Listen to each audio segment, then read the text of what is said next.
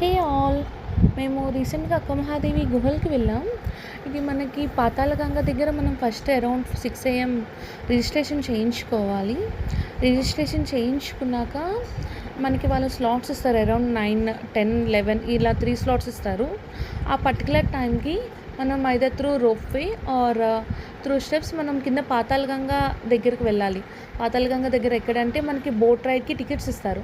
ఆ పర్టిక్యులర్ ప్లేస్‌కి మనం వెళ్ళాలి.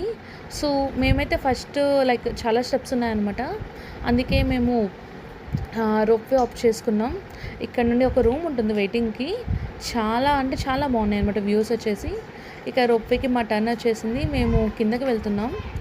సో, లైక్ ఇవి 4 ఉంటాయి. ఒక్కొక్క దాంట్లో 4 మెంబర్స్ పడతారు. So, only one time 16 members అలా వెళ్ళొచ్చు. కిందకి వెళ్ళాక మనకి చెప్పా కదా టైమ్ స్లాట్స్ ఉంటాయనేసి, దాన్ని బట్టి మనల్ని వేరే బోట్‌లోకి మూవ్ చేస్తారు. లైక్ రూఫ్ టాప్ ఉంటుంది బోట్‌కి. సో, ఫైన్ ఎండలో ఉన్నా సరే మీకు ఏం అనిపించదు. సో, ఈ జర్నీ అయితే కృష్ణా నదిలో జర్నీ ఉంటుంది. Boat ride around 1 hour plus ఉంటుంది. బట్ జర్నీ అయితే చాలా చాలా బాగుంటుంది. మీరు ఎప్పుడైనా పాపికొండలు వెళ్ళుంటే సేమ్ కైండ్ ఆఫ్ జర్నీ అనమాట. నాకైతే జర్నీ చాలా ఎంజాయ్ చేసా, చాలా నచ్చింది. చూస్తున్నారుగా శ్రీశైలం డ్యామ్ అది. అండ్ మనం వన్స్ అక్కడికి రీచ్ అయ్యాక ఒక అరౌండ్ 20-30 మినిట్స్ ట్రెక్కింగ్ ఉంటుంది. సో, నాకు ఇదైతే గ్రాండ్ కెనియన్ ఆఫ్ ఇండియా మీకు ఐడియా ఉండుంటుంది. నాకు దానిలా కనిపించింది పైనుండి చూస్తుంటే. సో, మనం on and around like 20-30 minutes trekking చేశాక మనం ఈ గుహలకి రీచ్ అయిపోతాం.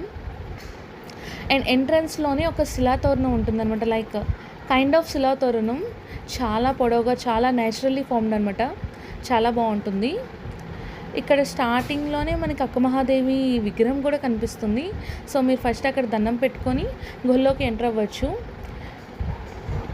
సో, గుహల్లో అరౌండ్ మీరు ఒక లోపలికి ఒక 60 ఫీట్ అలా లోపలికి వెళ్ళాలి. స్టార్టింగ్ అంతా బాగానే ఉంటుంది. బట్ కొంచెం దూరం వెళ్ళాక మీరు కంప్లీట్‌గా బెండ్ అయి నడాలన్నమాట. లైక్ అండ్ బెండ్ అయి నడాలి. అండ్ సైడ్స్ కూడా చాలా షార్ప్ ఎడ్జెస్ ఉన్నాయన్నమాట. ఆ ప్లేస్‌లో ఏంటంటే మీకు అక్కడ మనతో వచ్చిన గైడ్ మనకి చెప్తూ ఉంటారు. మన టార్చెస్ ఆన్ చేసుకొని లోపలికి వెళ్ళాలి. అండ్ లోపలికి వెళ్ళాక కూడా ఒక లైక్ ఒంగోని ఒక సైడ్‌కి తిరిగి నడాలి. ఆ తర్వాత అక్కడ మనకి ఒక నేచురల్లీ ఫార్మ్ శివలింగం కనిపిస్తుంది. ఆ శివలింగం మీద వాటర్ ఎప్పుడూ పడుతూనే ఉంటాయన్నమాట. చూస్తున్నారు కదా ఎలా ఒంగోని వెళ్తున్నారో. సో, అలానే వెళ్ళాలి. అండ్ చాలా అంటే చాలా బాగుంటాయి. You must visit this. Okay, thank you, bye.